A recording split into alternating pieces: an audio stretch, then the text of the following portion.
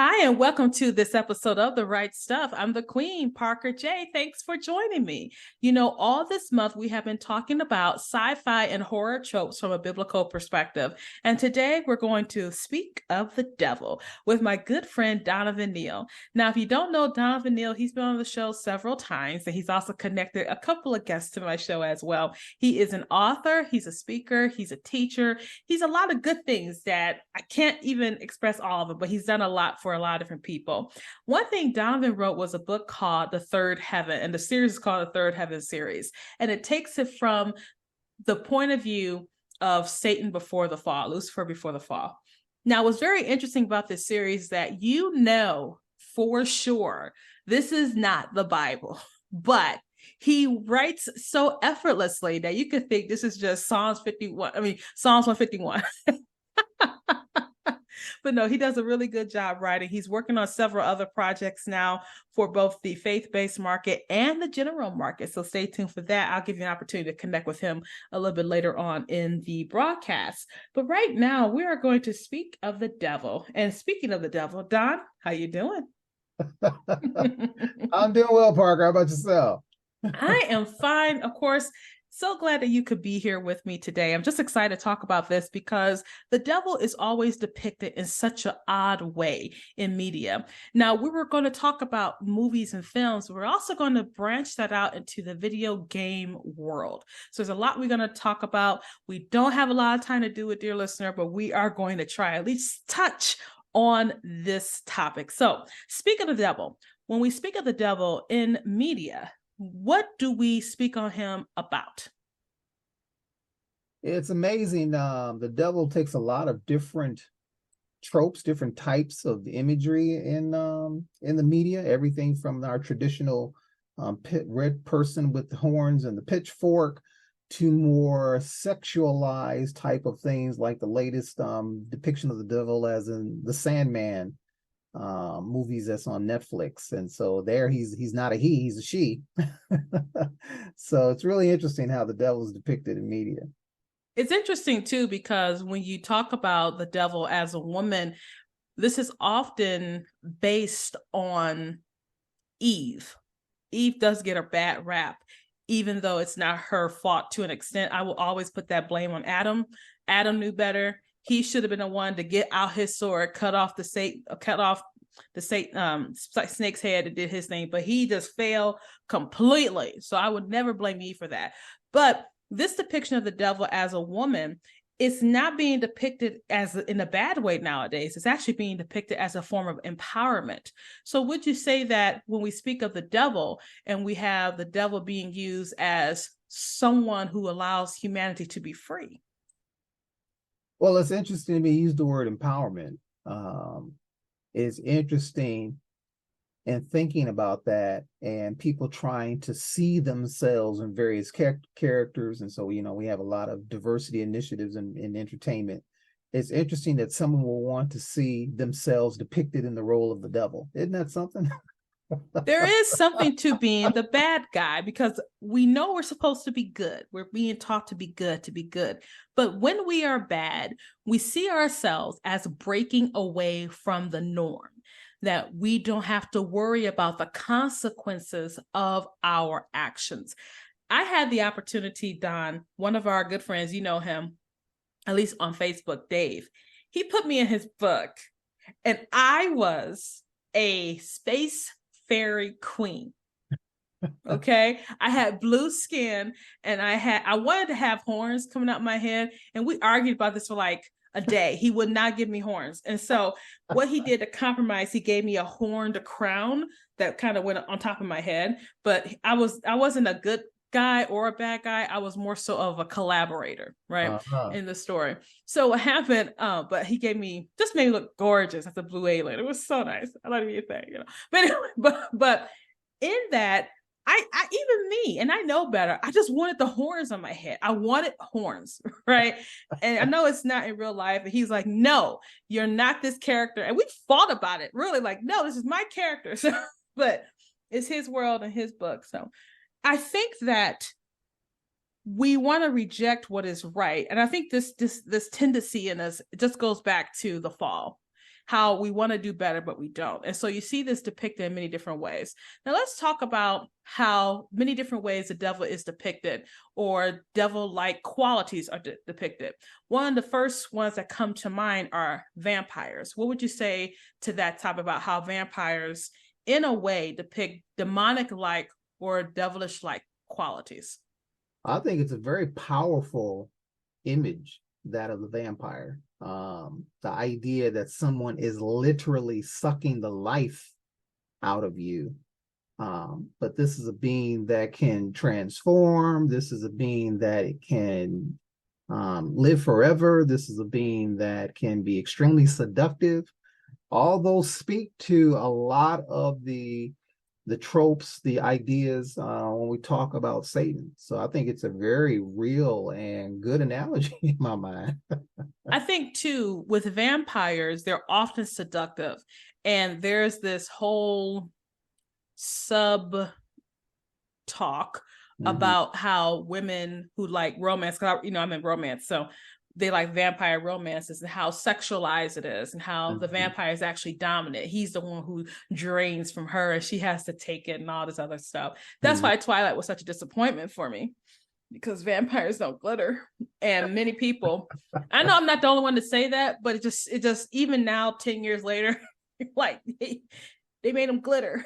That's like saying mermaids don't have certain types of skin tones. Wait a minute. Like all mermaids, does it matter? But it just made me so angry that they had a glittering vampire. And so even like the vampire, which I think actually is a very good depiction of how the devil does things, because it is seductive. And people, when they want to depict the devil, they often depict him in a caricature from Dante's Inferno, which is the pitchfork, the horns, the red skin. But the Bible calls him an angel of light. And I think this is extremely important when we talk about the devil. He doesn't look like that. Even Eve, like if we were going back in the garden, we're going to take a time machine, go back in the garden. I think if Eve has seen something that looked like that looked like red with horns out of his head, she'd go, "Oh gosh, Adam, what's that?" She would have ran for her life, right? But he came to her like something that she was very familiar with, which is a snake. And so there's all this talk about, well, the snake didn't have legs, the snake this, whatever. We can debate on that till end of time. But the thing was that she recognized he didn't come to her in an unrecognizable form. He came to her in a recognizable form, something that didn't look so bad. And I think this is important. Another way that the devil is depicted, he's depicted as being misunderstood. He's not really all that bad. So what would you say to that? I think that's there's a lot of truth to that. I think that's a compelling depiction. If I was the devil, and if I wanted to, minimize how the Bible describes me, that would be my marketing campaign. I was misunderstood. I don't deserve to have been kicked out of heaven. What garner the support. And he did garner support. Third, the angel said, "You know what? You is right, Lucy." Not Lucy, Lucifer. You is right. I think too that one show I saw, I can't remember what movie it was, but the guy was the devil, and they were going to do child sacrifices, and he was like, "I'm not a monster." That's what he said as the devil. And I said, "Oh, really? Wow. No, really you are, because the Bible does say the thief cometh but to steal, to kill, and to destroy." Well, stop right there. Think about this. Okay. Why would the writer, whoever created this, they purposely put that line in there? Yeah. And that's totally opposite. I'm not a monster. That's totally opposite from what the Bible depicts. Because when you look, the final book in Revelation depicts Satan as a dragon. And from fantasy, that is the ultimate mythical creature, that you see in a lot of fantasy. So the dragon is a beast. It's a devouring type of entity, but he's not a monster, and we all know if we actually saw a dragon like that, that would be a monster. Let's just put it. Yeah, so the idea that someone even would write that line as if Satan would be repulsed by child sacrifice, yet, we have abortion. Exactly, right. There was something dark, and I shared this on one of the other episodes, Don. There was a gentleman I once knew. I've talked to him in years, but he wrote a story talking about the Holocaust. Mm-hmm. And he said, what if the Holocaust wasn't just about exterminating the Jewish people and those who did not fit into the Nazi regime narrative? He said, what if it was a massive sacrifice? And it was very chilling to think of that, because they were burned. It was very chilling. I said, oh, that's terrifying, because the Nazis were dealing with occultic stuff. They were dealing with occultic, and they were doing occultic sciences. They were experimenting on people and all this other kind of stuff. And I said, that is actually quite chilling. And it lets you know that Satan's agenda is not a good one. Right. So let's talk, again, speaking of the devil here, let's talk about how we as people kind of embrace that. Now, I'm thinking of the movie Ghost Rider with Nicolas Cage, right? Okay. When that first came out, I'm sorry, I loved it. I didn't even think the movie was great. I just love how it depicted, because when he was walking and then all of a sudden his head bursts into flames and he turns into the skull. That's so cool, right? It was just such a cool look. And, Nicolas Cage has been in every movie known to man. He's played every role known to man.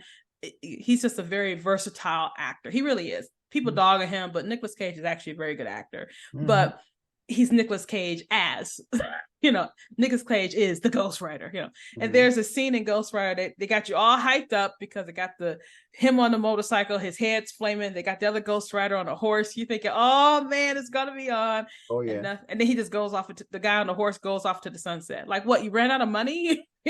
So, but I like how they depicted it, and it was so cool. And I think being a devilish character, being the bad boy, being the demonic love interest, because some of the romance have demonic love interests, that is something that appeals to people. Absolutely. That and the whole anti-hero concept. You were talking about Ghost Rider. I was thinking about Spawn. I love Spawn. I did like Spawn. So there are these characters, like Ghost Rider is like an anti-hero. You stare into his eyes and you see judgment, that kind of thing. I think they call it the penitent stare. I think Spawn had some similar ability or powers or something like that. And so, you got these characters that they're not the devil themselves, but their powers are based in hell, Yeah, and it's kind of self-sacrificing, actually, because even Jesus said a kingdom against itself cannot stand, because they call him Beelzebub, right? He's not this because of Beelzebub, and he's like, what? Right. So my pastor just preached on that a couple of weeks ago.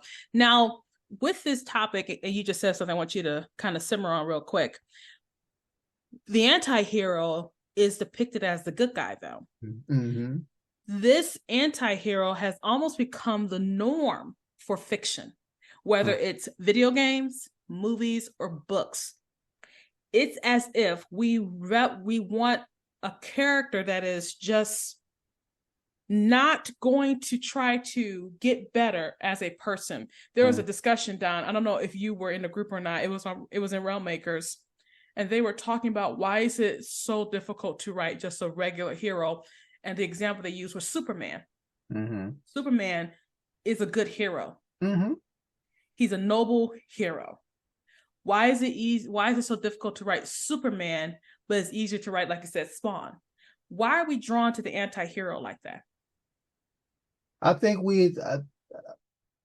I would say on part it's harder to identify with the hero that has no flaws. The hero, when you think about all the biblical characters that in the Bible, I can only really think of maybe one, maybe two of the persons of faith that really are not spoken negatively about. Daniel comes to mind.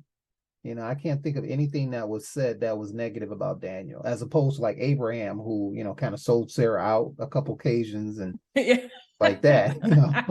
So when you think Moses, of right? When you think David. Of the heroes of faith, who are the heroes of faith that just have no spot that's recorded? We know they do, but it's not recorded, and there's not a lot of them when you think about it. And I think so. It's harder. It's easier for us, I think, to identify with persons who have failings, persons who have, who have issues. But I think it's a subtle deception because everybody thinks that they're good in their own eyes. Every man thinks that they're good until you compare yourself to Christ, and then you realize how bad you are. So it's like all these anti-heroes to me are they're just different versions of how we define goodness. But they fall short. It's amazing you said that. They do fall short, and we do fall short. And I think that's why it's so difficult for us to have a character who's a hero, who's a noble hero, who tries to do good. One gentleman even said, I think it was Chris Weeks, he's an author and a pastor. I think he was the one who said, it's very easy to write an evil character. It's very difficult to write a good one. It is. It is. And I think part of that, and, I think we take for granted how familiar we are with goodness, that goodness is not as familiar as we think it is. You bring up a good point, because we know what bad things happen, but even in our world, what sells newspapers? What gets clicks? Bad news is what gets click. Evil things, like right now, at the time of this recording, dear listener, it's the big thing right now is the Ukraine war and the Israeli-Hamas conflict. Everyone's glued to what's happening over there here in the US of A, no matter where you are. But we will see a news story about someone, like a boy genius is the youngest person to graduate from college. That's nice. Click. We just keep going. Right. How many clicks does that get? How many views? How many likes does that get in comparison to the conflict in the Middle East? Exactly. And so when you speak of the devil brings dissension. So I want to talk about this from different movies. And before the show, Don, you mentioned about video games, how video games are bigger in this regard than even Hollywood media, like movies and stuff. There was movies like, I think it's called The Witch. Yeah, it is called The Witch. And the young girl grew up in a very religious, legalistic society. And eventually, toward the end of the movie, she becomes a witch, and she's more free being a witch than she was being a member of her community back in the 1600s, right? So the movie depicts her as having freedom, as being empowered when she aligns with the devil. There's another movie with a witch, again, who at the end of it, even though she's a witch, she's a quote unquote good witch, as opposed to the bad witch. The bad witch was eating children, I think, and she refused to eat children. I think she ate like animals or something. I don't know. But there's always this weird, when you speak of the devil, like, well, the devil isn't so bad. You can have the devil's power, but not be the devil. I think this is a oxymoron. What would you say? I would agree with that. I just think I was reminded of the phrase, to thine own self be true. And that phrase, I forgot, for the Church of Satan, they had a phrase, and I think it's similar to that. I can't remember it off the top of my head. I'd have to look it up. But I think it goes back again, do whatever is right in your own mind.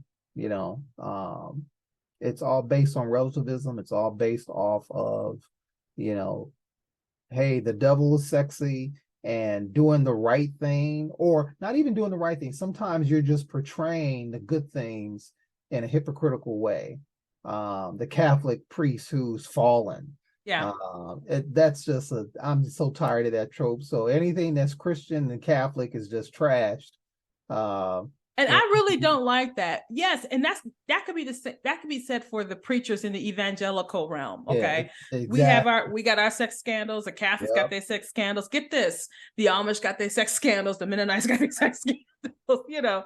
So it's all over. So it lets us know that we're all fallen. But you have the world looking on the outside, looking in, telling us we know what we're supposed to do. So and I think the reason why, and I don't disagree with this, you're professing that your way of belief, that Jesus Christ is the only way, the truth, and the life. No one comes to the Father but by him. If you are professing that, then your outward life has to reflect that. And that is on us. We have to accept that burden. Now, we are really quick to say, well, let's forgive, God forgives.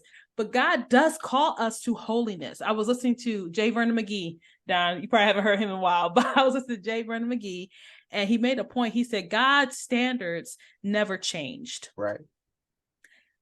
Never changed. Just because he allows grace, his standards don't change. He cannot be around the sin. It can't happen. So I was thinking about that as we talk about speak of the devil, because quote unquote, well, the devil doesn't mind sin, but the devil comes to destroy you. He does not want you to have a relationship with God.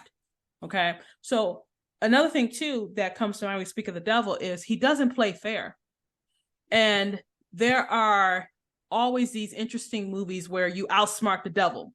The first one that comes to mind is actually a Twilight Zone with the guy Sherman from the Jeffersons.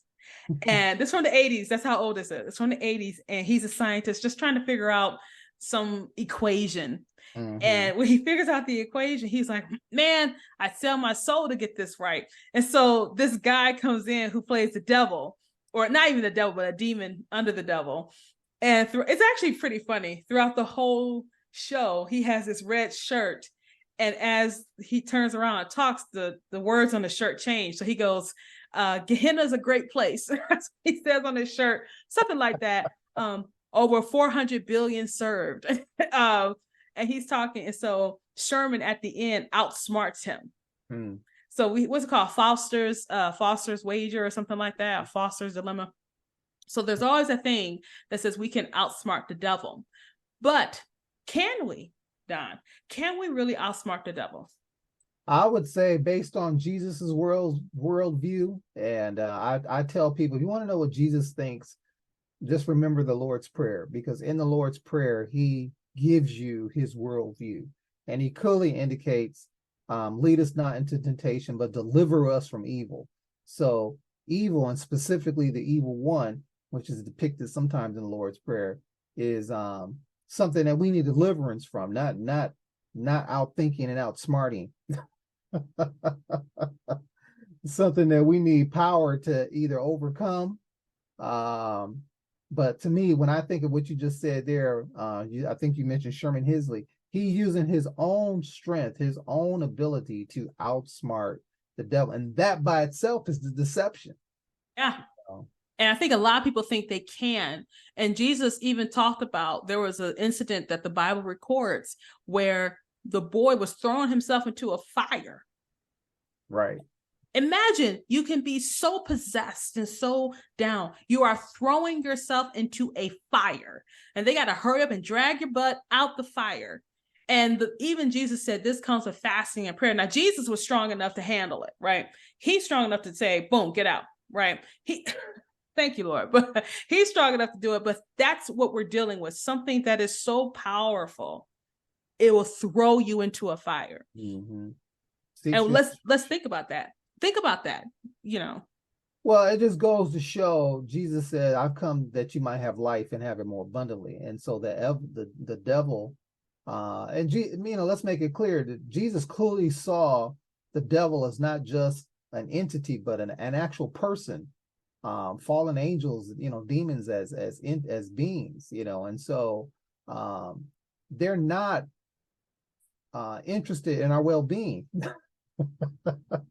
This is important, and that's what I'm saying. When we speak of the devil, we have to know who the devil is. We can't fall for the Hollywood devil. We can't fall for the video game devil. We can't fall for the lie that we can defeat him on our own. And I think that part there is something we should simmer on for a second. We can't defeat the devil on our own because we want to do this without Christ.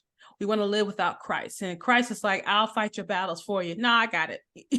We have to learn how to cast all our cares upon him, because what? He cares for us. And if we're and for my reformed people out there, if you have been chosen, that's an old argument, Don. But that if you are a part of the body of Christ, you don't have to fight this battle alone. That's why I say in the name of Jesus, what?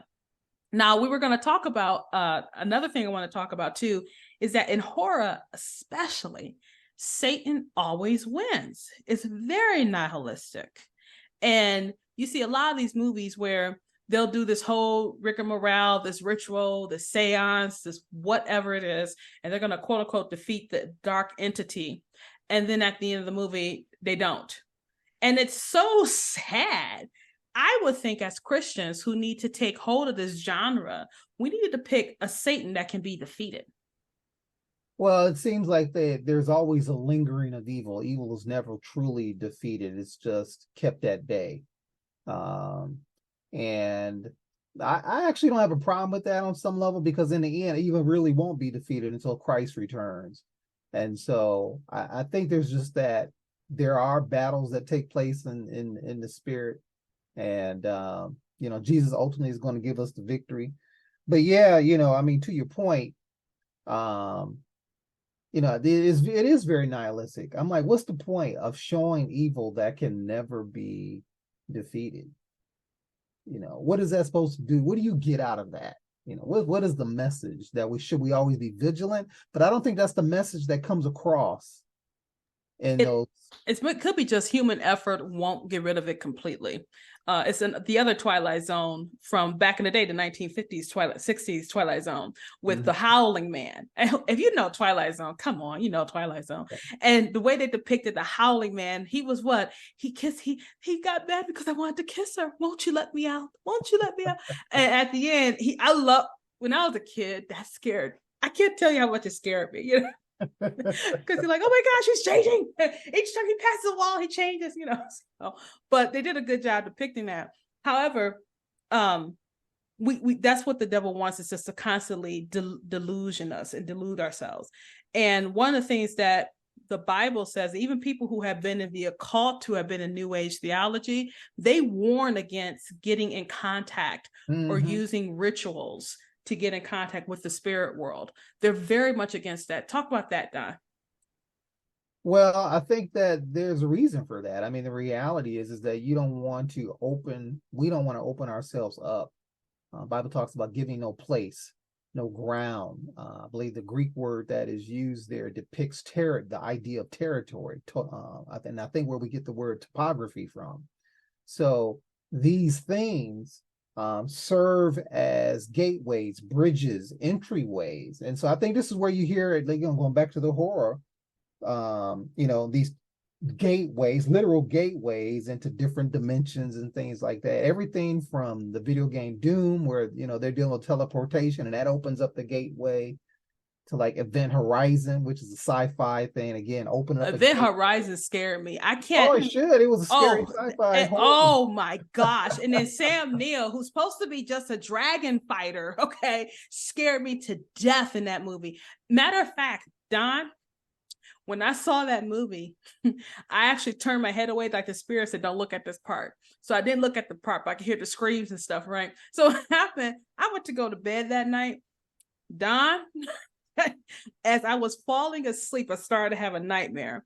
And so I kept waking my husband up, and I kept waking him up. And he was like, I woke him up 6 times because I was having nightmares. And that's when I finally realized, I like horror because I grew up with it. And most people know me, my grandmother, we used to watch horror growing up and everything. But I said, there are some things that just push the envelope too far for me. And Event Horizon was one of them. It was one of those movies. I have asked the Lord to actually block it from my brain. Like, I didn't want to remember it.